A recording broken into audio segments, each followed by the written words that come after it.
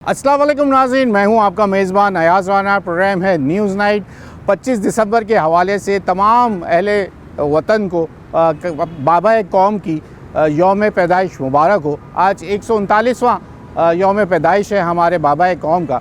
और आज जिस मुकाम पे मैं मौजूद हूँ ये कराची में वाक़े कायद-ए-आज़म म्यूज़ियम है, जिसके जो लोग जानते हैं ये मेट्रोपोल पे वाक़े ये म्यूज़ियम कहा जाता है इसको। जो तारीख़ बताती है कि ये कायद-ए-आज़म ने इसको खुद ख़रीदा था बड़े शौक़ से। तकरीबन 1 लाख रुपए कहते हैं कि उस वक्त उन्होंने अदा किए थे इस जगह के लिए। और बड़े शौक़ से जो है ये घर ख़रीदा गया कायद-ए-आज़म की जानिब से। और बड़े उनका आना जाना रहा, लेकिन कहा यह जा रहा है कि यहाँ पर उनको किसी भी दिन रात नहीं गुजारी। लेकिन इसके बारे में क्या ये बात सच है कि कायद-ए-आज़म ने जब ये जगह ली थी क्या वो यहाँ पे रहने आए थे? नहीं आए थे। लेकिन वो ये कहते हैं कि उन्होंने अपनी बहन फ़ातिमा जिन्ना को ये तोहफ़ा किया था और वो यहाँ पे मुकीम रहीं और उसके बाद महोता पैलेस वो शिफ्ट हो गई थी। लेकिन यहाँ पे जितनी चीज़ें लाई गई वो कायद-ए-आज़म ने अपनी शौक़ से ला के रखी थी और वो यहाँ आके आना जाना काफ़ी रहा। लेकिन यहाँ पे उन्होंने अपनी जो रातें हैं वो नहीं बिताईं, ये एक तारीख़ बताती है। लेकिन जहाँ हम आज 139वां अपना यौम पैदाइश अपने बानी कायद का बना रहे हैं, कायद-ए-आज़म मोहम्मद अली जिन्ना का, तो साथ ही हमने कहा कि जो ये जगह कायद-ए-आज़म म्यूज़ियम है आपको भी ले चलें कि दिखाते हैं आज इसकी भी कमरों के अंदर क्या क्या चीज़ें जो शौक़ से जमा की गई हैं कायद की जानिब से, वो अपने इस्तेमाल के लिए क्या क्या लाए थे, कौन कौन सी सवारियाँ यहाँ पर मौजूद थीं जिसमें वो उनको गाड़ियों का शौक़ था, वो खुश लिबास होने का भी उनको बहुत शौक़ था। क्या क्या चीज़ें यहाँ मौजूद हैं आज आपको दिखाते हैं। कायद-ए-आज़म म्यूज़ियम की सैर कराएंगे और आज के हवाले से तमाम चीज़ें इस कायद-ए-आज़म म्यूज़ियम की हकीकत आपको बताएंगे यहाँ के लोगों की ज़बानी। आइए चलें जनाब, प्रोग्राम का बाकायदा आगाज़ करते हैं। मैं आपको ये बता दूँ, ये पीछे जो आप इस वक्त देख रहे हैं ये किचन है जहाँ पे तैयारी होती होगी यकीनन खाने की। अब मेन जो विज़िटर्स के लिए या जो यहाँ पे एरिया है वो आपको अंदर से दिखाते हैं। डिप्टी डायरेक्टर जो है वो साइमा सिद्दीकी मौजूद हैं अंदर, उनसे मुलाकात कर लेते हैं। अस्सलाम वालेकुम मैडम, कैसी हैं आप? बिल्कुल ठीक। आपको बहुत बहुत मुबारक हो आज 25 दिसंबर कायद की बर्थडे का दिन। Thank you. अच्छा जनाब, कहाँ से शुरू कर? पाकिस्तानियों को मुबारक दूंगी। आज 149 एनिवर्सरी है बर्थडे उनकी कायद-ए-आज़म की, तो मैं उनके लिए सबको यही पैगाम दूंगी जो उनका था विज़न था कि हम साथ चलेंगे और जमहूरियत को लेके चलेंगे, तो इंशाल्लाह वो रहेगा इंशाल्लाह। तो कहाँ से शुरू करा रही है मैडम हमारा जी? मैं आपको फर्स्ट जो है कायद-ए-आज़म का स्टडी रूम है। अच्छा, पहले मैं इनकी हिस्ट्री बता दूँ आपको इसके घर की। मैं ये बताना चाह रही हूँ कि जो घर है 10,241 स्क्वायर यार्ड पे है और इस घर के जो स्टोन है वहाँ पर कुनंदा तहरीर के मुताबिक इस घर का जो नक्शा है वो एक ब्रिटिश आर्किटेक्ट ने बनाया था, मोसेस स्मोक ने। ये घर बना है 1865 में। 1865 जी, 1865 जी बिल्कुल। और फिर ये घर 1922 से एक रामचंद लाल थे उनके पास था ये घर। फिर ये घर जो था आर्मी के, ब्रिटिश आर्मी के लोग थे वो यहाँ जनरल रहते थे। उनके बाद 1940 से लेके कायद-ए-आज़म के ख़रीदने तक ये घर आर्मी वालों के पास रहा। उनके मुख्तलिफ जनरल यहाँ पर रहते थे। पाकिस्तान के क़याम से पहले जो ब्रिटिश आर्मी जो पहले वो जो क़याम पाकिस्तान से पहले चीफ़ था वो भी यहाँ पर रह चुका है पाकिस्तान में, यहाँ पर इसी म्यूज़ियम में, इसी हाउस में। इसका पहले नाम था फ्लैग स्टाफ हाउस। अच्छा, फ्लैग स्टाफ हाउस था ये। और उसके बाद जो है ये घर कायद-ए-आज़म 1943 में 14 अगस्त को ये ख़रीदा। इत्तफाक की बात है कि 4 साल के बाद ये पाकिस्तान उसी 14 अगस्त पे आज़ाद हुआ 1947 पे। अच्छा, तो उसके बाद जो है जी फिर यहाँ पर इनके सिग्नेचर हुए इनके घर के कागजात पे। तो एक इस पे जो सिग्नेचर थे घर के, वो एक फार्मर थे कराची के, उसने ये घर मतलब सिग्नेचर किए क्योंकि ये घर उनके नाम पे था। ये एक खावज जी, सोराब खावज जी थे, उनकी वाइफ और उनके नाम पे था। फिर 1947 में कायद-ए-आज़म का न्यू दिल्ली में फर्नीचर था। आइए ना साथ साथ अंदर भी जी, चलते हैं। उनका फर्नीचर था वहाँ पर, उसने यहाँ इस घर में शिफ्ट किया।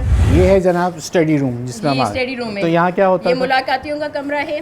कायद-ए-आज़म का यहाँ पर मीटिंग्स होती थी। ये अच्छा, ये जो चीज़ है जो ये फर्नीचर पूरा उसी वक्त फर्नीचर का आया है, न्यू दिल्ली से आया था यहाँ पर। अच्छा, जी, और ये उसी उनका- वक्त का ये है? जी, उसी वक्त का है। लग तो रहा है जिस तरह से इसका इस वक्त जो हालत बता रही है, इसकी बुनाई जो है ये पुराना ही है इसको जी, अभी, बिल्कुल। लेकिन कुछ रिफॉर्म तो किया है ना, कुछ चीज़ों को इसमें पेंट जी, वगैरह ये चीज़ें। छत और पर्दे और फर्श गवर्नमेंट सिंध ने अच्छा। मतलब किए हैं, हमारे कल्चर टूरिज्म एंटीक्विटीज डिपार्टमेंट ने। बाकी और पुराना बाकी जो फर्नीचर जितना है वो सारा वही का है। ये तमाम जितनी स्टैंड्स और बिल्कुल, चीज़ें जी, नए बिल्कुल, टेलीफोन, बिल्कुल। ये तमाम कबर्ड जो जी, रखे, ये बिल्कुल। सोफ़ा, ये भी सब, जी बिल्कुल, ये उनका भी है। उसी वक्त का बिल्कुल, रखा? बिल्कुल उसी वक्त का है ये कारपेट भी, जी बिल्कुल।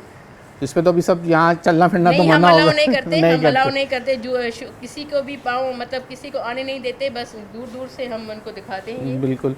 तो ये वो जगह है। एक मिनट मैं ज़रा थोड़ा तफसील बताऊं। अच्छा, आप ये जगह इस कबर्ड में देखेंगे तो यहाँ ये स्टिक कायद-ए-आज़म की है, ये कायद-ए-आज़म की यूज़ जी, वहाँ करते पर भी स्टिक है, हैं। ये एक स्टिक है जी बिल्कुल। और ये उस वक्त के यकीनन वो ये जी बिल्कुल। एनवलप्स रखे हुए हैं। ये कार्ड है, ये वो कबर्ड जो इस्तेमाल करते होंगे।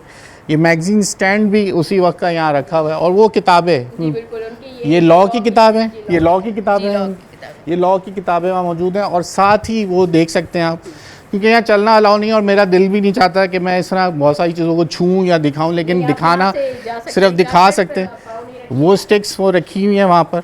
ये वो टेलीफोन है। कारपेट पे पाँव नहीं रखिए। जी नहीं, मैं बिल्कुल भी, मैं इस चीज़ का ख़ास ख्याल रखूँगा। हमें इजाज़त मिली है लेकिन हम किसी चीज़ को छूना नहीं चाहेंगे। ये वो टेलीफोन है जो इस्तेमाल, और वो चेयर जिस पे यहाँ बैठ के यकीनन बहुत से लोगों से राब्ते, सियासी तौर पे जद्दोजहद के बाद तो तमाम चीज़ें इस फ़ोन को इस्तेमाल किया गया होगा। ये इसकी एक तारीख़ है इस रूम की। ये टाइपराइटर मैडम ये क्या कहता रहा है? हमें एक डोनेट हुआ है, ये हुए नज़ीर अहमद चन्ना साहब ने किया है। ये वो टाइपराइटर है जो 1940, 42, 44 जो रेजोल्यूशन पास हुए थे कराची और लाहौर में, ये इस पे टाइप हुए थे। इस पे टाइप हुए थे? जी। क्या क्या बात है जनाब। ये वो तारीख़ी कुछ जज्बात जब सुनते हैं, आप बता रही हैं, वो जज्बात उभरते हैं लोगों को। देखें, ये मैं बताना चाह रहा हूँ कि ख़ासकर आप लोग अपने स्टूडेंट्स, पेरेंट्स से मैं गुजारिश करूँगा कि आप अपने बच्चों को लाएं ऐसी तारीख़ी मुकामात पे, तो फिर आप अपने मुल्क से मोहब्बत और वो जद्दोजहद और कायद-ए-आज़म की कुर्बानियाँ दिखा सकते हैं। यहाँ तस्वीरें तक भी लगी हुई हैं। और ये क्या चीज़ है, ये कौन सा है? ये जी एक ये जो है रफ़ीक अहमद आर्टिस्ट कंगन मोती वाला ने ये बनाया था मैप, वेस्ट पाकिस्तान और ईस्ट पाकिस्तान ओके, ये बना हुआ है। तो ये मैप तब उसने डोनेट किया था। गिफ्ट किया होगा, जी, donate उन्हीं किया को था। किया था, जी, कायद-ए-आज़म को जी, गिफ्ट बिल्कुल। किया गया था। अच्छा जी, तो ये तो हो गया स्टडी रूम।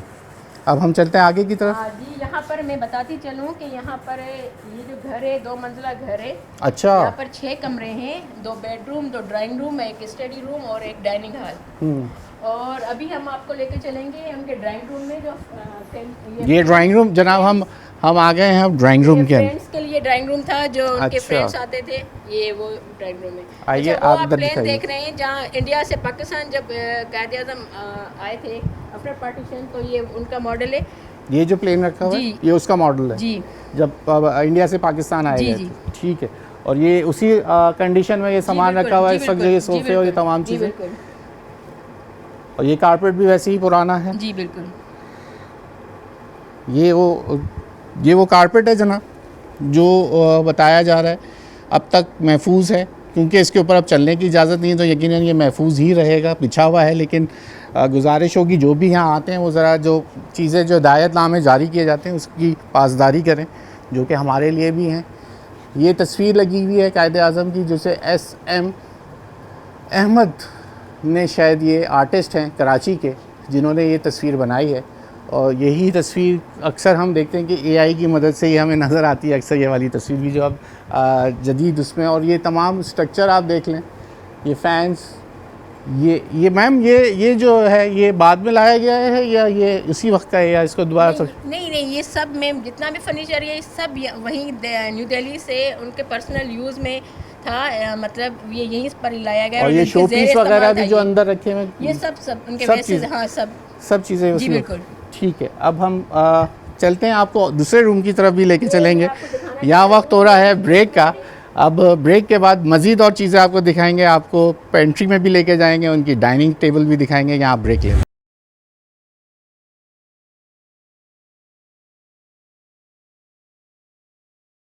वेलकम बैक नाज़रीन। अब हम इस वक्त कायद-ए-आज़म की ख़रीदा हुआ ये वो घर है जहाँ फ़ातिमा जिन्ना रहती थी और कायद-ए-आज़म ने अपना वक्त गुजारा है। अच्छा मैम, ये बात है कि कह रहे हैं कि इसमें रहे नहीं कायद-ए-आज़म, आना जाना ज़रूर रहा, लेकिन फ़ातिमा जिन्ना ने यहाँ वक्त गुजारा। परमानेंटली यहाँ पर नहीं रहे, वक्तन ब आते रहते कोई थे। ना कोई दिन तो गुजार, 2 4 5 दिन 10 दिन तो गुजारे ही होंगे कुछ ना कुछ। वक्तन ब यहाँ पर आते रहते थे, मगर कायद-ए-आज़म के डेथ के बाद 48 से 1964 तक यहाँ फ़ातिमा जिन्ना रही, और कहते हैं कि 16 साल यहाँ रही। 16 साल यहाँ इस्तेमाल किया। जी बिल्कुल, और इलेक्शन भी यहाँ पर लड़ा। अच्छा, जो इलेक्शन लड़ा था वो यहीं से लड़ा था? अच्छा, इलेक्शन लड़ा, उनका जो इंतखाबी निशान था लालटेन था, जो उनके कमरे में आज भी उसकी तस्वीर रखी हुई है। अच्छा जी बिल्कुल, जो अभी भी उसकी रोशनी चल रही है। जी बिल्कुल, आपको मैं उनके बेडरूम में रखा हुआ है, मैं दिखाऊंगी। चलें, अभी हम आप कहाँ लेके चल रही हैं? अभी मैं आपको ये दिखाऊंगी। अच्छा, ये बताएंगे। ये जो ये जो बीच में जो क्रॉकरी है, ये चाइना और जापान ने गिफ्ट किया था, और ये गोल्ड प्लेटेड इनके ऊपर। अच्छा, माशाल्लाह। ये कावा के जो छोटे कप्स हैं ये चाइना ने गिफ्ट किए और जापान ने, और ये गोल्ड प्लेटेड हैं जनाब। आइए आपको और आगे दिखाते हैं। ये पेंट्री एरिया में हम दाखिल हो गए हैं। यहाँ से जब हम आते हैं तो ये पेंट्री एरिया है। अच्छा, यहाँ पर ये था इनका कॉन्सेप्ट के हैंड वॉश खाने से पहले, खाने के बाद यहाँ पर ये जग, यहाँ से पानी समावार से इससे हाथ धुलाए जाते थे खाने से बाद और खाने से पहले। ठीक। अच्छा, इसके अंदर भी कुछ ये अगर किसी को मैं बताऊं, ये जो ऑरेंज जूस निकालने के लिए मैनुअल तरीक़ेकार के लिए तौर पे ये इस्तेमाल होता था। पहले जब ये इलेक्ट्रिक का दौर नहीं था तो सब यही मशीनें नहीं आई थी, तो इस तरह से जूस निकाल के दिया जाता था। फ्रेश जूस निकाले। ये जो आप पिक्चर देख रहे हैं, ये वो पिक्चर है जो स्टडी रूम में हम गए तो सोफ़ा रखा हुआ था। ये कायद-ए-आज़म और फ़ातिमा जिन्ना जो स्टडी में हमने देखा। अच्छा अच्छा अच्छा, अच्छा, ये जो क्रॉकरी आप देख रहे हैं, ये मेड इन फ्रांस और मेड इन इंग्लैंड, ये जो ज़ेर इस्तेमाल थी उनकी। अच्छा, जो इसमें खाना और ये तमाम चीज़ें इस क्रॉकरी के अंदर सर्व की जाती थी। आप यहाँ से दिखा दीजिए। तो ये है वो क्रॉकरी जो कि उनके खाने के रोज़मर्रा के इस्तेमाल में थी, और मेरे ख्याल से सबसे ज़्यादा तो फ़ातिमा जिन्ना ने इसको इस्तेमाल किया होगा। अब आ गए हैं जनाब हम डाइनिंग रूम है, डाइनिंग एरिया। 12 कुर्सियों पे जी 12, और ये 3 हिस्से इस टेबल के आप देख सकते हैं। ये अखरोट ये लकड़ी से वुड से बना हुआ है, और आप इनकी एम्बोस डिज़ाइन देख सकते हैं। आला मयार का फर्नीचर है इनका, माशाल्लाह ज़बरदस्त। ये तमाम जो है उस वक्त उनके ज़ेर इस्तेमाल खाना यहाँ खाया जाता था। चलें जी, अब हम चलते हैं दूसरा। अब जो दरवाज़ा खुल गया है, ये मेन एंट्रेंस है। बिल्कुल, ये आप पोर्च देख रहे हैं। जी हाँ, यहाँ से ये कॉरिडोर, यहाँ से इस पोर्च पे यहाँ गाड़ी रुकती होगी। जी बिल्कुल, यहाँ से जितने भी उनके फ्रेंड्स गेस्ट आते थे। ये ड्राइंग रूम है, ये वेटिंग एरिया है, ये वेटिंग एरिया, ये वेटिंग एरिया, और ये डाइनिंग है।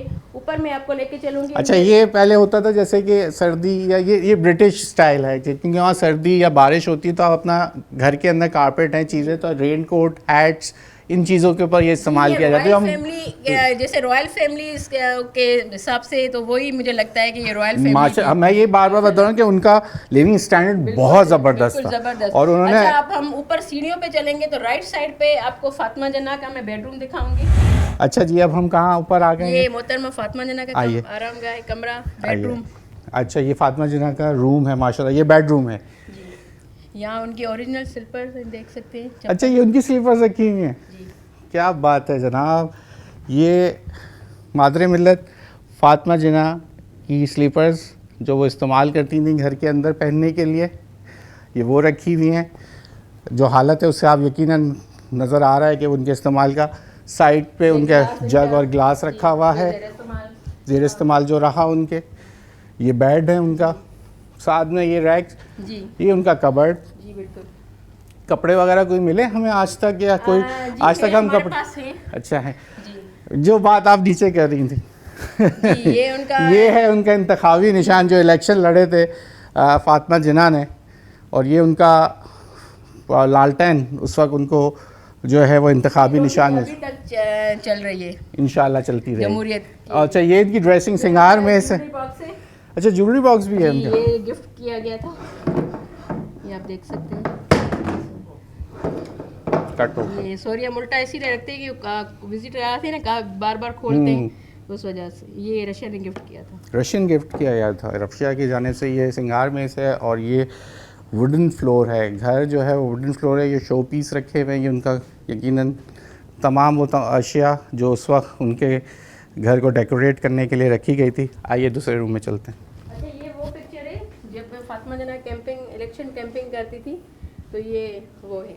अच्छा अब ये जो बता रहे हैं कि ये वो पिक्चर उस वक्त ली गई इलेक्शन के दिनों में जब इसी घर से इलेक्शन लड़े गए थे। लालटेन हमने आपको निशान दिखाया और ये इलेक्शन कैंपेन चल रही है और तमाम लोगों के साथ मीटिंग चल रही है। मैम अब हम कहाँ जा रहे हैं? अब आ गए हैं जी ड्रेसिंग रूम में, फातिमा जिन्ना का ड्रेसिंग रूम। ये उनका दरवाजा, सॉरी कारपेट पे। Oh sorry. अच्छा ये उनके जो है वो बेडरूम्स का ये दरवाजा अच्छा उसी के साथ यहाँ कनेक्टेड से है। ये बिल्कुल ये आती थी, और ये उनका कारपेट, ये उनकी और ये उनकी ओरिजिनल परफ्यूम की बॉटल्स हैं। अच्छा और ये वो पाउडर जिससे वो इस्तेमाल करते थे, जैसे वो पफ करने के लिए लिए। हाँ। ठीक है, और वो चेंज करने का होता है। उनका लॉन्ड्री बॉक्स है। ओके, और ये कहाँ निकलता है? ये भी कोई दरवाज़ा है यहाँ पे? ये वॉशरूम की तरफ जाता होगा बिल्कुल वही है, मगर हम इनको बंद रखते हैं। सही है, बिल्कुल सही है। प्रिजर्व करनी है बहुत सी चीज़ों को, तो वो यहाँ अगर आ जाते हैं हम, तो ये एक और उनकी कायद के साथ तस्वीर मौजूद है। तो अच्छा एक चीज़ ये है कि जो ये पोर्शन है इसमें हर चीज़ उन्होंने अपने लिए दो यानी भाई और बहन ने अपने लिए। मैं आपको अभी ड्राइंग रूम में लेके चलती हूँ, जिनका फैमिली ड्राइंग रूम है। अच्छा ये फैमिली ड्राइंग रूम है जी। मैंने आपको बताया कि 6 कमरे हैं इस घर के, 2 बेडरूम, 2 ड्राइंग रूम और 1 डाइनिंग और 1 स्टडी रूम, मुलाकातियों का कमरा। आप फर्नीचर देख रहे हैं, वहाँ पर वो चेस टेबल है जहाँ पर वो चेस खेलते थे। अच्छा ये चेस टेबल है? ये फैमिली ड्राइंग रूम है। ओके। और ये मैप है जो 1947 में डीजे कॉलेज के स्टूडेंट ने ये बनाया था और डोनेट किया था, तोहफे में दिया था। जी बिल्कुल। अच्छा। और ये जितनी भी रैकेट देख रहे हैं, इस पे वेसेस और बुक्स रखने की जगह है। और ये तमाम इनका फैमिली का, यानी कि आप अगर चेस तो 2 ही लोग खेलते हैं, तो ये चेस टेबल आप देख सकते हैं। और ये एक पेंटिंग और लगी हुई है, अगर ये दिखा सकें। वाकई में ये हाथ से बनी हुई पेंटिंग जो कि लग रही है कि बहुत पुरानी है, जो दी गई है, क्योंकि इसकी प्रिजर्व होना, इसके ऊपर अच्छा तरीके से इसको रखा गया है। आइए दूसरे रूम में चलते हैं। अच्छा ये क्या है? ब्रेकफास्ट एरिया है। यहाँ पर कायदे आज़म और फातिमा जना ब्रेकफास्ट करते थे, तो इसीलिए 2 अच्छा, उन्होंने अपनी जी, बहन भाई ने अपने जी, लिए रखा यहाँ हुआ पर है। ये कॉन्सेप्ट था, एक रॉयल फैमिली कह सकते हैं कि जो सर्वेंट होते थे उनको पूरे घर में अलाउ नहीं होता था कि वो पूरे घर में घूमे। अच्छा। तो ये बाहर बालकनी है, वहाँ पर दरवाज़ा था, नीचे एक सीढ़ी है और बिल्कुल सामने किचन है नीचे। जी, किचन वहाँ के से- सामने सीढ़ी है जी एकदम। बिल्कुल। ये वहाँ से आते थे और यहाँ पर ब्रेकफास्ट सर्व करते थे। यहाँ रख के चले जाते जी। थे, यहीं से आना और वहीं से चले जी जाना। बिल्कुल। अच्छा जी अब हम कहाँ आए हैं? ये कायदे आज़म का ड्रेसिंग रूम है। ड्रेसिंग रूम है कायदे जो आज़म। उनका इस घर का मेन, और बहुत अच्छा है, मुझे तो बहुत पसंद है ये कहाँ ये उनका- सबको ही पसंद आएगा। ये कायद की जगह है जी। बिल्कुल। ये उनके शूज रखे, ओरिजिनल शूज है। ओरिजिनल शूज रखे हुए हैं, साथ और ये उनके इनकी ड्रेसिंग टेबल है, ये वहाँ पर ड्रेसिंग बॉटल्स रखी हुई हैं और ये उनका परफ्यूम। अच्छा कारपेट है। क्या बात है जरा, एक वो जो कहते हैं ना फीलिंग देख के खुशी हो रही है, ये उनके कबट हैं, ये शू जैसे कबट है। एक्साइटमेंट हो रही है मुझे तो। ये चीज़ें देख देख के और एक्साइटेड होते हैं आप। तो जितनी दफ़ा बताती होंगी आपको उतनी एक्साइटमेंट जी, बढ़ती मैं है। आपको इनकी एक चीज़ दिखाती हूँ। दिखाइए बिल्कुल। ये अच्छा ये शूज़ के लिए इस्तेमाल होती हैं जी, जैसे फिट होते हैं ना, तो शूज पहनने ये के पीछे लिए। वो जो जी, बिल्कुल, शू बिल्कुल। शू हॉर्न्स जिसको बोलते हैं कि शू जो इसको इस्तेमाल किया जाता है, ये वो है कि जब हम पहनने के लिए वो चीज़ों को, शू पहनने के लिए इस्तेमाल किया जाता है उसको। ठीक है जी। अब है जी इसके बाद बेडरूम, यही है जी। जी। अच्छा ये कायदे आज़म का बेडरूम है, जो इस घर का ये- आखिरी का हिस्सा कह सकते हैं। ये बेडरूम है। जी जी, इस घर का आखिरी हिस्सा, ओके। जहाँ पर हम इस घर को यहाँ पर ख़त्म करेंगे। अच्छा ये कायदे आज़म का बेडरूम है, और वो जो उनके साथ कायद-ए-आज़म के जो साइड टेबल पे उनकी सेकंड वाइफ है रतन, जिसका नाम अभी मुसलमान हुई थी, उनका नाम मरियम जिन्ना रखा गया। और उनके वो जग गिलास ओरिजिनल और उनका टेलीफोन और ये उनके लैम्प। आइए, ये उनका लैम्प है जी, यहाँ तक आ सकते हैं जी बिल्कुल। ये उनका फ़ोन है। यकीनन इसमें वो एक्सटेंशंस जैसे बने होते थे जिसको इंटरकॉम के तौर पे भी इस्तेमाल होता था, ये वो वाले बटन से। ये उनकी रिलैक्सिंग चेयर है। ये सिगार की एश ट्रे, जो सिगार पीते थे बड़े शौक से। और अच्छा, ये मैं आपको मेन चीज़ दिखाती हूँ, कुरान शरीफ। ये है जो कुरान शरीफ, कायद-ए-आज़म रीड पढ़ते थे। ये वो कुरान शरीफ है जिसकी पहली दफ़ा उर्दू में तर्जुमा हुआ था। अच्छा, ये इंग्लिश में है जी, नहीं, उर्दू में तर्जुमा हुआ था। उर्दू में? अच्छा, ये उर्दू तर्जुमा। और इनका जो कवर वो मेटल का है। अच्छा, ये मेटल का है? जी, मेटल का कवर है इसका। Oh good. चले, क्योंकि हम इसके कंजर्वेशन अभी करवा रहे हैं। नहीं कराए ना, रहने दें ऐसे इसको। नहीं, हम करवाते रहते हैं। ओरिजिनल उसमें रहे ना। नहीं, तो हम इसको इसीलिए कंजर्वेशन हम करवा सकते हैं इसकी, इसीलिए। अच्छा, मैं स्टार्ट करूँ? अच्छा, ये जो है उनका जिसे फैमिली के साथ बैठने की चाय या कभी बेडरूम में बैठते हैं, वही ये जगह। और आप ये देख रहे हैं, ये संदल बॉक्स है। ये चाइना ने गिफ्ट किया था। इनके ऊपर ये बहुत डिज़ाइन है और आप इनको खोल सकते हैं। तो ये आप, अच्छा, ये कपड़े रखने के लिए? हाँ, जैसे वो नीमक वगैरह उससे मैं अच्छा, ये इसकी खुशबू आप पहले आ रही है संदल की, बिल्कुल संदल की खुशबू आ रही है। क्या बात है। तो इसमें कपड़ों में खुशबू वैसी समा जाती होगी संदल बॉक्स में रख के। ये इनविजिबल पिक्चर है, आप देख सकते हैं। हाँ, ये रिफ्लेक्ट हो रही है शीशे के ऊपर। ये भी उसी वक्त मिली है? ये भी उसी वक्त? जी बिल्कुल। अच्छा, क्या बात है। और ये उनके कबर्ड जो इसमें बुक से कपड़ों के हैं। अच्छा, ये वो सिगार बॉक्स है। इसे ये सिगार बॉक्स है? हाँ जी, सिगार बॉक्स है, सिगार बॉक्स। जी, सिगार इसमें रखी। ठीक है जी, क्या बात है। अच्छा जी, बहुत शुक्रिया आपका। अब आप एक केक कटिंग सेरेमनी हो रही है? जी बिल्कुल जी, हम कायद-ए-आज़म थोड़े लिमिटेड यहीं के स्टाफ के साथ ज़रा हम केक काट लेते हैं। आज जब यहाँ आए तो आपका शुक्रिया कि आपने केक का भी एहतमाम किया। हमारे साथ रहेंगे और आइए जी, केक काटते हैं कायद का। चलें जनाब, अब क्योंकि हम जब अंदर विज़िट किए तो साथ ही जब सालगिरह है कायद-ए-आज़म मोहम्मद अली जिन्ना की, तो उनके लिए जो केक का भी एहतमाम किया गया है यहाँ की इंतज़ामिया की जानिब से। साइमा मैडम यहाँ डिप्टी डायरेक्टर मौजूद हैं, खुद साइमा सिद्दीकी हैं। बहुत शुक्रिया जनाब। चले, अब जो है कायद का केक कटना चाहिए फिर। क्यों भाई बच्चों? हम जो है ना इस बच्चे से कटवाएंगे। चले, ज़बरदस्त। ये बच्चे जो है, चलें जी, केक कटिंग सेरेमनी भी हो रही है और करने के लिए आए। ज़बरदस्त। उनसे कटवाएंगे। और ये केक कट गया है जनाब, क्लैप कर दें। कायद 149 मोहम्मद अली जिन्ना साहब, बहुत शुक्रिया हमें ये मुल्क देने के लिए। ये आपकी जद्दोजहद और आपकी ये आज जिस फ़िज़ा में हम खड़े हैं एक आज़ाद मुमलिकत में, ये तमाम जद्दोजहद है उनकी। और ये आज उसकी सेलिब्रेशन कायद-ए-आज़म म्यूज़ियम में भी की जा रही है। चलिए सर, आपको बहुत बहुत मुबारक हो। आप लोगों के साथ केक काटा हमने, उसमें भी मज़ा आया। आप लोगों ने आज सेलिब्रेशन करें। कैसा लगता है ये 25 दिसंबर का दिन, जब हम आए हमें एक अच्छी सी वाइब्स मिलती हैं। आप यहाँ होते हैं फारूक साहब, तो कैसा महसूस करते हैं आज के दिन 25 दिसंबर के हवाले से? कुछ फीलिंग्स बताएं। नहीं, ये तो भाई एक एजाज़ की बात है। यहाँ पे कायद-ए-आज़म हाउस पे जो है नौकरी है हमारी, ये एक फ़ख्र महसूस होता है हमें जब हम आप बताते हैं कि हमने कायद-ए-आज़म के घर पे नौकरी कर रहे हैं। तो सबसे पहले मैं ये कहूँगा कि भाई कायद-ए-आज़म के अगर हम फरमूदात पे अमल करें, सिर्फ एक उनके ऊपर अमल कर लें कि काम और बस काम, तो मैं समझता हूँ कि हम इस वक्त दुनिया की सबसे तरक्की याफ्ता कौमों में शामिल हो सकते हैं। बिल्कुल।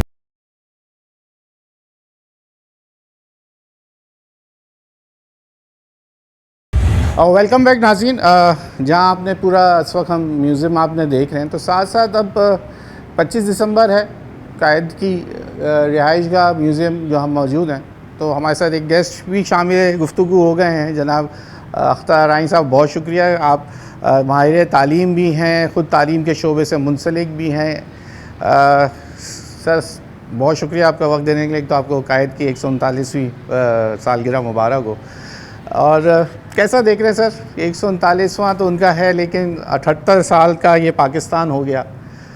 निसाब और आज का नौजवान या जो छोटे बच्चे जिनको तालीम से जो इस वक्त देख रहे हैं, हम माशरती उलूम और सोशल साइंस और फिर बड़े नाम चेंज होते चले गए निसाब के अंदर हमारे, इस वक्त हम कितना अपनी तालीम में ये तमाम चीज़ें जो जद्दोजहद जो है शामिल थी पाकिस्तान हसूल की, कितना पढ़ा रहे हैं बच्चों को? देखिए, जो हमें निसाब पढ़ाने के लिए दस्तयाब किया गया, बना के प्रिंट करके दिया गया कि पाकिस्तान के नौनिहाल बच्चे तालिब इल्मों को हमें ये चीज़ें पढ़ानी हैं माशरती उलूम के अंदर अपने मुल्क के बारे में, और वो हमने बखूबी अपने तौर पे पढ़ाया। ठीक है, मगर अमलन देखा जाए कि बहुत सी ऐसी चीज़ें हैं जो फैसिलिटीज़ मैसर नहीं थी कि जिसके अंदर हम तालिब इल्म के अंदर मोहब्बत पैदा करें। बात यह है कि अगर हम कायद-ए-आज़म की बर्थडे की बात करते हैं और उनकी, तो देखेंगे जो पहली जनरेशन पाकिस्तान जिसने बनाया, जिस जनरेशन ने हिजरत की और कुर्बानियाँ दी, उनके जो छोटे छोटे बच्चे लेकर यहाँ पर वो तशरीफ़ लाए, जिसमें मेरी वालिदा भी शामिल थी, मेरे वालिद साहब आए, हम लोग एक अलग जज्बा है उनके अंदर, हमारे उन बुज़ुर्गों के अंदर जो जज्बा था, मोहब्बत थी वतन की, और वो मोहब्बत आज की जनरेशन में नहीं है, क्योंकि तीसरी जनरेशन जन्म ले रही है और ज़ाहिर है कि बड़े हो रहे हैं। तो अब इस बात की बड़ी ज़रूरत है कि हमारी हुकूमत पाकिस्तान को ये चाहिए कि निसाब को अपडेट करें, कुछ हकीकतें उसमें बयान करें, क्योंकि आप देख लीजिएगा सर, सब चीज़ें हुकूमत तो नहीं करनी ना, आपने गैर निसाबी सरगर्मियाँ भी तो करनी है ना, ये भी कुछ चीज़ें तो आप लोगों ने भी तो इसको अपना बार उठाया। बहुत खूब आपने कहा। देखिए, मैं क्योंकि all Pakistan private school federation का सेंट्रल वाइस प्रेसिडेंट भी हूँ पूरे पाकिस्तान का, तो हमारा पूरा एक तरीक़ेकार होता है जिसमें हमने डायरेक्शंस दी हुई होती हैं। पिछले पूरे वीक के अंदर जो है एक्टिविटीज़ हो रही थी, को एक्टिविटीज़ हो रही थी, एक्स्ट्रा करिकुलम एक्टिविटीज़ हो रही थी। गवर्नमेंट से ने तो इसको को करिकुलम एक्टिविटीज़ डिक्लेयर कर दिया है, यानी हम निसाबी सरगर्मियाँ बना दिया है। हम स्पीचेस हो रही थी, क्विज़ हो रहे थे, इस तरह की एक्टिविटीज़ से बच्चों के अंदर जो है वो इल्म बांटा जा रहा था। बड़ी दिलचस्पी उनकी स्पीचेस सुनने वाली थी। तो पूरे पाकिस्तान से हमारे पास क्लिपिंग आती रहती है और बहुत से मीडिया भी इसको कवर करता है। तो हम तो अब इस तीसरी और चौथी हमारे पास इस कराची शहर में, मैं आपकी बात काट देता हूँ बार बार, बात यह है कि इस शहर के अंदर कायद-ए-आज़म का मज़ार मौजूद है, कायद-ए-आज़म की जाए पैदाइश मौजूद है, लियारी के अंदर म्यूज़ियम मौजूद है, फातिमा जिन्ना का मोहता पैलेस मौजूद है। 4 ये ऐसी जगहें हैं जो कि ख़ुद तहरीके पाकिस्तान के मेन जो हमारे बानी है कायद हैं, जिनको सारे सियासतदान अपना जब आइडियल बोलते हैं तो बानी कायद की बात करते हैं, तो बानी कायद तो असल में ये हैं। तो और उनकी जब ये चीज़ें मौजूद, तो ये तमाम आप लोगों ने कितने विज़िट जो होते हैं बच्चों के स्कूल्स में जो लोग करवाते हैं, ये चारों जगहों की बात कर रहा हूँ, एक सिर्फ कायद-ए-आज़म के मज़ार की बात नहीं हो रही। वो भी अब मुझे इतना नज़र नहीं आता जैसे पहले हमारे दौर में हमें लेके जाया जाता था, हर 14 अगस्त हो या इस तरह के 25 दिसंबर हो। अब स्कूल्स ये काम करते हैं? देखिए, काम तो करते हैं, क्योंकि प्राइवेट स्कूल्स को हम डील कर रहे होते हैं, जो उसमें एडवाइजरी दी जाती है कि एक तालीमी साल के कैलेंडर के अंदर इस तरह की तमाम एक्टिविटीज़ हों जो आप फरमा रहे थे। क्योंकि अनलकीली ये जो रोशनियों का शहर है, जो कायद का शहर है, ये जो रात दिन 24 घंटे जागता था और सेफ़ होता था मूवमेंट करने के लिए, अब जाके सेफ़ सिटी एक प्रोग्राम के तहत कुछ सेफ्टी नज़र आती है। अदरवाइज़ यहाँ पर तालिब इल्म को बाहर ले जाना बहुत बड़ा रिस्क होता है। अच्छा। तो प्राइवेट सेक्टर इस वजह से बहुत सी एक्टिविटीज़ ऐसे नहीं कर पाता, सिक्योरिटी क्लियरेंस नहीं मिलती कि उनको हम साल में 4 मरतबा हम इन 4 या 5 प्लेसेस पर लेकर जाएं। तो ये एक वाकई अलमिया है। हमें चाहिए, हमारे बच्चों को सिक्योरिटी भी चाहिए। वह हुकूमत वक्त को फिर मैं कहूँगा, गुजारिश करूँगा कि इन बच्चों को एक तहफ़्फ़ुज़ का एहसास पैदा होना चाहिए। और जो कि अब देखें, हर पाकिस्तानी जब रोड पे निकलता है तो अपने आप को ही महसूस करता है कि मैं तो शायद जो आप महफूज विजिट नहीं। जो बंद हुए हैं वो आपको क्या परमिशन नहीं मिलती? एग्जैक्टली, बहुत से पेरेंट्स, रेशो ये होता है कि जब पेरेंट्स हम की जानिब से या पेरेंट्स इदारों की की जानिब जानिब पहले हम पेरेंट्स से परमिशन लेते हैं। तो सर ऐसा कोई बड़ा वाकया तो नहीं है जिसकी वजह से कोई देखिए, वाक़यात पूरे पाकिस्तान में जो पहले वज़ीरिस्तान या दूसरे नॉर्दर्न एरियाज़ में हुए, उसके बाद तो इतना हो गया कि बच्चे जो है बाउंड्री वॉल के अंदर सहम के रह गए। अब वो बाहर निकल नहीं पाते, वो एक्सपीरियंस कर नहीं पाते।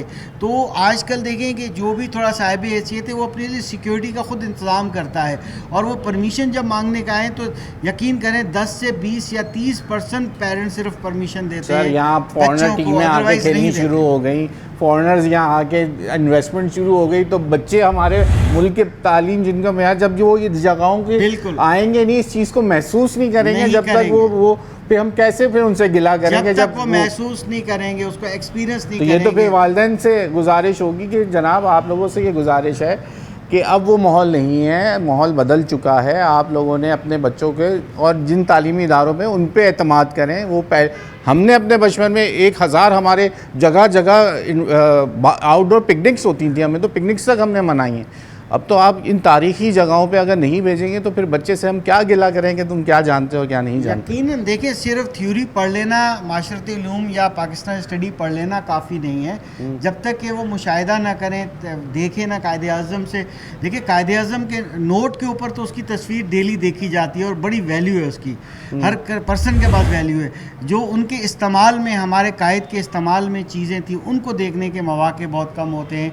तो आपने बड़ी अच्छी हमसे ताउन किया कि वालिदैन को मोटिवेट किया कि हमें इजाज़त दें कि जो हमारा कैलेंडर होता है, तालीमी साल होता है, उसके अंदर बल्कि पेरेंट्स को चाहिए कि वो प्रेशर बिल्डअप करें ऐसे स्कूलों में जो स्कूल नहीं लेकर जाते, जो पाकिस्तान की बुनियादी फ़लसफ़े को बयान नहीं करते। हमारे पास जो पाकिस्तान वजूद में आया, कितनी कुर्बानियों के बाद वजूद में आया, कायद की मेहनत के बाद, यानी कि वो आखिरी वो था, उसके बाद वो अलील हो गए और ज़ाहिर है कि उन्होंने अपनी ज़िंदगी जो वक्फ़ कर दी और उन्होंने जो खिदमात पेश की, अब उसको हमें जानना बहुत ज़रूरी है। लिविंग स्टैंडर्ड सबसे अहम चीज़ ये बताने की है इन जगहों पे आने की कि आपको हम दिखाना चाहते हैं कि क्या लिविंग स्टैंडर्ड की वो शख्सियत थे, आपके बानी, आपके वो कायद। आप अपने बानी और कायद सियासत में पत्नी किस किस को बना लेते हैं हमारे लिए, लेकिन जब आप अपने जिसको मानते हैं उनका जो बानी और कायद है वो कायद आज़म है। और हमारे लिए जिन्होंने अपनी कुर्बानी दी, मोहम्मद अली जिन्ना साहब ने, जो उनका अगर आप लिविंग स्टैंडर्ड देख लें, जो कि ख़ुद ज़ेब तन करने के लिए 3 पीस सूट जो है वो तकरीबन पहना करते थे, जो 200 से ज़ायद की तादाद एक रफली बताई जाती है वो रखते थे अपने पास। 20वीं सदी के वो स्टेटमैन थे, यानी वो लीडर थे जो सियासत में और जदोजहद में नंबर 1 थे, यानी उन चंद एक लोगों में शुमार थे और एक एग्जाम्पल थी पूरी दुनिया में। उनका लिविंग स्टाइल, उनका वे ऑफ थिंकिंग, उनका वर्किंग, वो हर बात जो है वो ऐसी सोचते थे कि हम अपने कौम के बच्चों को, मुसलमानों को, पहले तो उन्होंने हिंदुओं के लिए भी काम किया, बराबरी के लेवल पे काम किया, मगर एक वक्त आया 14 नुकात के बाद जब उन्होंने ये रियलाइज़ कर लिया, तस्वुर पाकिस्तान जब सामने आया, तो उन्होंने चाहा कि अब हमें अपने कौम को एक अलग मुल्क देना पड़ेगा। क्योंकि उनका एक सोच थी कि एक तो कानून की बालादस्ती बहुत ज़रूरी है, दूसरा मजहबी आज़ादी बहुत ज़रूरी है। अगर मजहबी आज़ादी नहीं होगी, कानून की बालादस्ती नहीं होगी, तो जाहिर है कि हमारे लिए पीस नहीं होगा, अमन नहीं होगा, ग्रोथ नहीं कर सकते। तो लिहाजा अभी भी हमें कानून को मानना चाहिए, अपने बच्चों के सामने एग्जाम्पल क्रिएट करनी चाहिए। अगर आज सिग्नल बंद है तो हमें सिग्नल को तोड़ना नहीं चाहिए। हमें अपने बच्चे साथ बैठे होते हैं और हम कानून को तोड़ते हैं, हमें ये नहीं करना चाहिए। मजहबी आज़ादी भी सबको होनी चाहिए। कायदे आज़म के फरमानों को फॉलो किया जाए तो मैं समझता हूँ कि ये पाकिस्तान जन्नत का एक टुकड़ा बन सकता है। बहुत शुक्रिया जनाब। हमारी जो बात है आज के प्रोग्राम के तवस्सुस जो था वो तो आपको ये फीलिंग कराना और ये दिखाना, क्योंकि जैसे ताहिर रानी साहब बता रहे हैं कि जहाँ पर अब पेरेंट्स जो हैं इजाज़त नहीं देते, अगर आप इस जगह पे नहीं आएंगे, आप महसूस नहीं करेंगे। इधर एक अलग ही वाइब्स हैं। इस वक्त हम खड़े हुए एक महसूस करने वाले एक पुरसकून सी जगह लग रही है, और यहाँ पे आने के बाद आप खुद महसूस करेंगे। वो बच्चे जब ये चीज़ें देखेंगे जो अंदर आप देख चुके, तो वो तमाम चीज़ों से आप नहीं बता सकते। बताते रहें, दिखाते रहें, और जब तक वो खुद आके नहीं अपनी आँख से देख लेते उसका मज़ा ही एक अलग होता है और उसकी एक याददाश्त आपके जहन में बैठ जाती है। यहाँ वक्त हो गया है ब्रेक का। ब्रेक के बाद मज़ीद और मेहमान हमारे साथ हैं, वो भी हैं, उनसे बात करेंगे। यहाँ ब्रेक लें, ब्रेक के बाद मज़ीद लोगों से बात।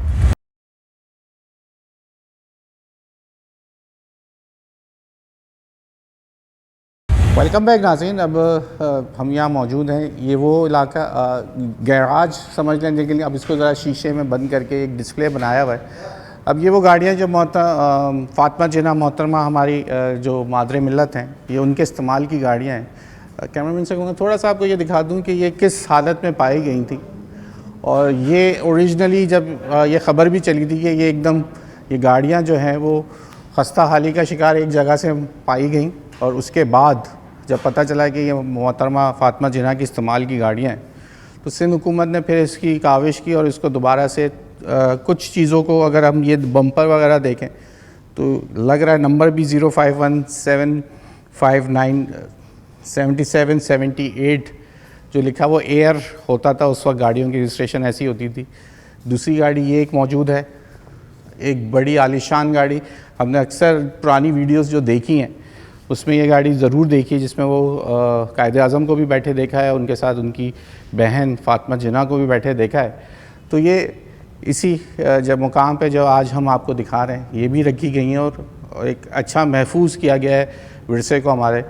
और मज़ीद बात करने के लिए इस वक्त हमारे साथ ब्रिगेडियर रिटायर करार साहब मौजूद हैं। सर बहुत शुक्रिया ब्रिगेडियर साहब। ये बताइए सर कैसा देख रहे हैं ये आज 25 दिसंबर आप कैसे मना रहे हैं? औज़ुबिल्लाहिमिनश्शैतानिर्रजीम, बिस्मिल्लाहिर्रहमानिर्रहीम। सिटी 21 का बहुत शुक्रिया, अयाज़ राना साहब आपका बहुत शुक्रिया। Thank you very much. एक तो मैं क्रेडिट देता हूँ आपके चैनल को कि इस अहम दिन पे आप लोगों ने ये जो इस जगह का इंतखाब किया, मेरा सैल्यूट है आप लोगों को। Thank you sir. मेरे ख्याल इससे बेहतर कोई जगह आज के दिन की मुनासबत से नहीं हो सकती थी। बिल्कुल। कायदे आज़म का वो क़यामगाह, कायदे आज़म का वो रिहाइश जहाँ पे उन्हें ज़िंदगी के आखिरी अयाम न सिर्फ गुजारे, पाकिस्तान की सियासत के बहुत से फ़ैसले भी शायद यहीं पे हुए होंगे। बिल्कुल ऐसे ही। तो मेरे लिए बहुत फ़ख्र की बात है कि कायदे आज़म जैसी अजीम हस्ती के मुतल्लिक़, और वो भी 25 दिसंबर को बात करने का मुझे मौका मिला। बात यह है कि ऐसे लोग सदियों में पैदा होते हैं। कायदे आज़म मोहम्मद अली जिन्ना ने पूरे ख़ित्ते के मुसलमानों को एक नई ज़िंदगी अता की थी। पाकिस्तान बनने से पहले जो बर्रे सग़ीर के मुसलमानों का हाल था उससे लगता था कि अगर ये सिलसिला ऐसे ही चलता गया तो जो आज हिंदुस्तान में मुसलमानों का बुरा हाल है शायद आने वाले दिनों में इन हालात को कायदे आज़म मरहूम व मग़फ़ूर ने भांप लिया था। अच्छा, अभी आप गाड़ियाँ देख रहे थे तो इत्तेफाक से मैं इसको किसी और तरफ ले गया। मेरे बाज़ असातिज़ा मेरे बहुत मोहतरम जिक्र करते होते हैं कि आम नाम देखें इस्लाम की ज़िंदगी में मोहम्मद, अली, फ़ातिमा, पूरी कायनात के आप देखें कि इन नामों का कायनात के ऊपर इहाता है।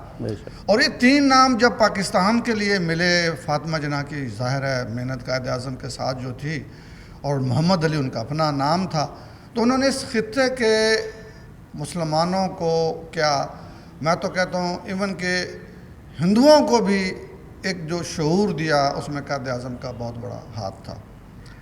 मेरे नज़दीक कायदे आज़म की सालगिरह मनाने का बेहतरीन तरीका यह है कि उनके जो बताए हुए असूल थे, यूनिटी, फेथ और डिसिप्लिन, उसको हम अपनाएं, अल्लाह ताला का शुक्र अदा करें, मरहूमों मग़फ़ूर के लिए दुआ करें, अल्लाह ताला उनकी मग़फ़रत फरमाए और उस ख्वाब की तकमील के लिए मेहनत करें जो ख्वाब उन्होंने, उनके साथियों ने, उनकी टीम ने देखा था।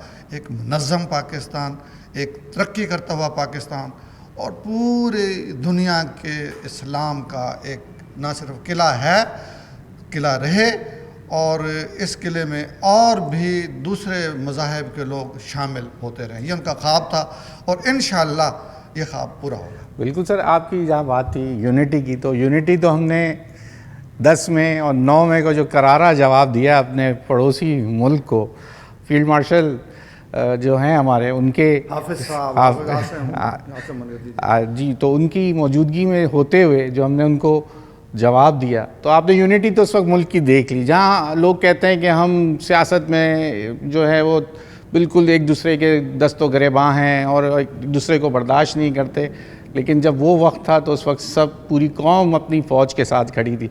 वो वक्त भी क्या हमने जवाब दिया, उस पर क्या कहेंगे? जी अयाज़ राना साहब, ये अल्लाह ताला का ख़ास फजल था। देखें, पाकिस्तानी कौम की सबसे बड़ी खूबसूरती है जब मुश्किल वक्त आता है ना तो हम एक हो जाते हैं। अल्हम्दुलिल्लाह। मैं 2005 8 अक्टूबर को जब ज़ल्ज़ला हेडक्वार्टर 5 कोर में था और 10 अक्टूबर को हमें पता चला कि इतना बड़ा नुकसान हो गया, 2 दिन तो पता ही नहीं चला। और फिर 10 अक्टूबर को हमने एक कैंप लगाया यहाँ पे जो ज़लज़ला ज़दगान के लिए पहले शराय फैसल पे लगाया था और उसके बाद फिर हमने उसको फैसल बेस पे शिफ्ट कर दिया। तो वो कौम ऐसे इकट्ठी हो गई थी, 2 घंटों में कराची की ट्रैफिक जैम हो गई थी, जिसके पास जो चीज़ें थी वो लेके आ गया। इसी तरीके से जब इंडिया के साथ पाकिस्तान का मसला होता है ना, तो ये कौम ऐसे हो जाती है जैसे जज्बात ही अलग हो जाते हैं। जज्बात ही अलग हो जाते हैं। चूँकि मैं खुद मुसल्लह फ़ौज में रहा हूँ और इत्तेफाक से मैंने सियाचिन पे भी नौकरी की है माशाल्लाह। और मैंने 2000 में जो इंडिया के साथ 2002 में टेंशन थी उसमें भी नौकरी की है। जब इंदिरा गांधी का मर्डर हुआ था उस वक्त भी मैं बॉर्डर पे था। आप यकीन करें वो बॉर्डर के लोग जिनके पास अपने बच्चों के लिए कुछ चीज़ें नहीं होती थी ना, वो भी हमारे फ़ौजियों के लिए खाने लेके आ रहे हैं। जिनके घर में एक भैंस होती थी और बड़ी मुश्किल से वो अपने दूध को बेच के घर के अखराजात पूरे करते थे, वो हमारे फ़ौजियों को दूध ला के दे रहे हैं, मक्खन ला के दे रहे हैं। ये उनका प्यार है इस मुल्क के मुसल्लह अफवाज और उसके अफराद के लिए। अब मैं आता हूँ आपका जो असल सवाल था और वो है मई 7 मई से लेके तकरीबन 10 मई तक जो भी वाक़यात हुए। देखिए, पाकिस्तान की कभी भी पॉलिसी जारहाना नहीं रही। पाकिस्तान ने कभी भी ये नहीं कहा कि हम पड़ोसी मुल्क पे जारहियत करेंगे, लेकिन हम अपना दिफा करना जानते हैं।